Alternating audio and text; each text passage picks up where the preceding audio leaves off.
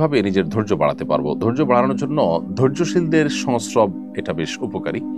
যাদেরকে দেখবেন যে অনেক সহনশীল, অনেক ধৈর্যশীল, অনেক চিন্তাশীল, সে মানুষগুলোর সাথে যত বেশি আপনার উঠা বসা হবে, যত বেশি আপনার আসা যাওয়া হবে, তত বেশি ইনশাআল্লাহ বিদিনিল্লাহ আপনি তাদের দ্বারা বেনিফিটেড হবেন। সেই সাথে আল্লাহ রাব্বুল আলামিনের কাছে আপনি দোয়া করবেন, যেমন আল্লাহ তাআলা কোরআনে কারিমে দোয়া শিক্ষা দিয়েছেন আমাদেরকে। আল্লাহ তাআলার কাছে সবর এবং ধৈর্য যেন আমরা কামনা করি।